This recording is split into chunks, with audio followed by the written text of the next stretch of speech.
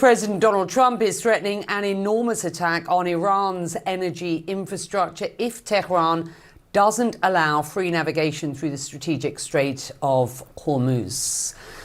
CNN's Eleni Giokos joining us live from Dubai. Eleni, Donald Trump then threatening Iran with an enormous punch on Iran's energy infrastructure should Tehran not, quote, open the strait within 48 hours. It's not at all clear whether Iran will heed that warning. All signs are that they won't. The impact of that choke point and the effect of a shutdown in energy sites around the region continues to have a huge impact on the world economy. Asian markets will open first, of course, for Monday trade. What's expected?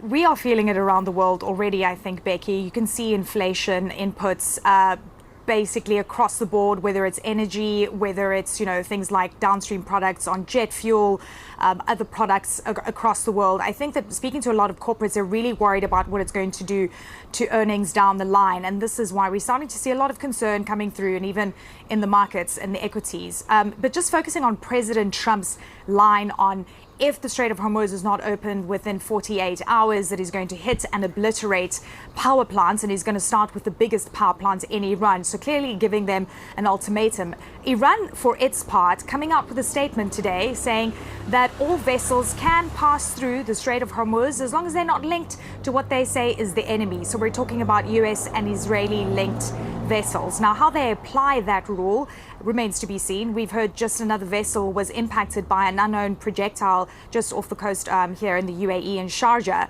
So we're seeing around 22 vessels that have already been impacted since the start of this war. And that, of course, creates a lot of nervousness from shippers. Iran also saying that if any of its power plants are in fact targeted, that they will retaliate, and they're focusing on desalination plants, they say US assets, as well as other critical energy infrastructure. So rhetoric definitely has been escalated.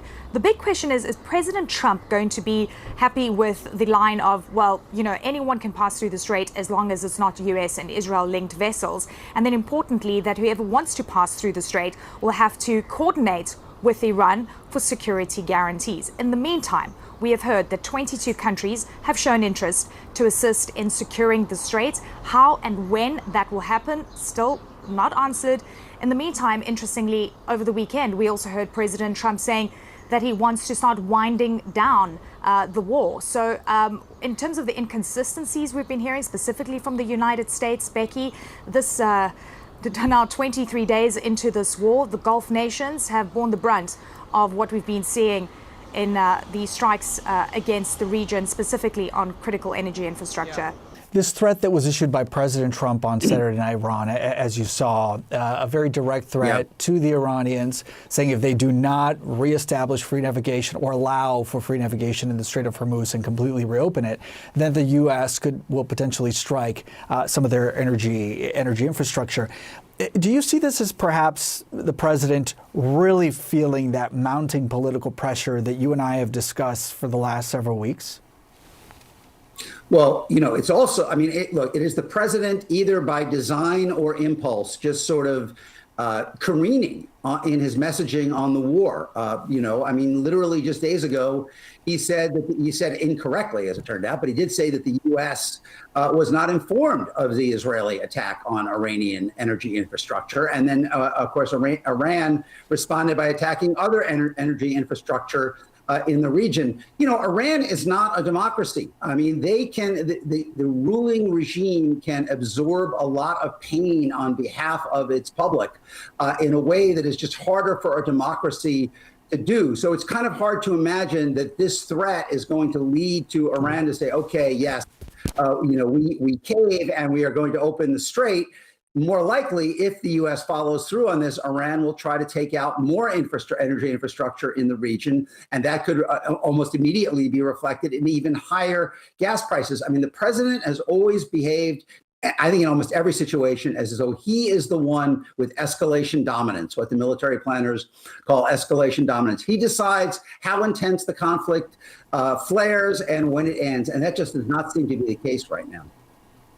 If he does get free navigation of the Strait of Hormuz again, what happens then to this issue of NATO and how he's been obviously criticizing NATO allies while at the same time calling on their support? I mean, would he still need their support?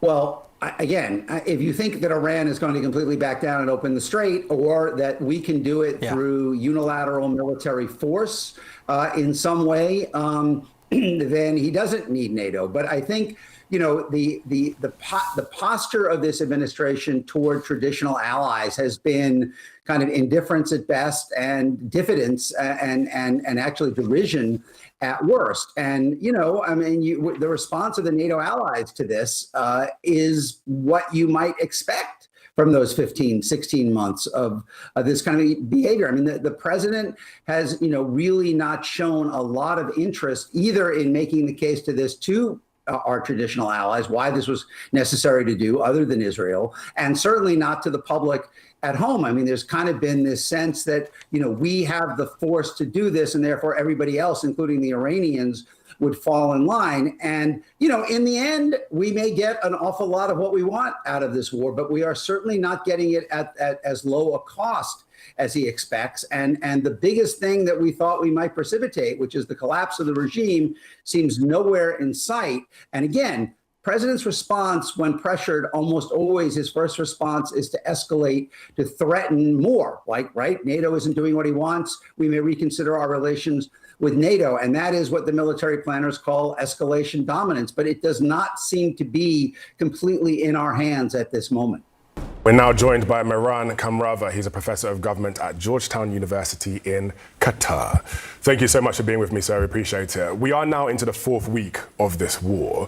When you look at where things stand at the moment, do you see either side moving closer to a strategic objective, or are we simply just watching a conflict that's widening without any clear endgame? I'm afraid we're witnessing a conflict that continues to escalate. Every day we're surprised by yet another red line being traversed. And now we're looking at this threat from President Trump saying that Iranian energy facilities and power plants will be hit. And Iran has in turn threatened to hit energy facilities here in the Persian Gulf region. And if either side carries out that threat, then we're really looking into the abyss, I'm afraid.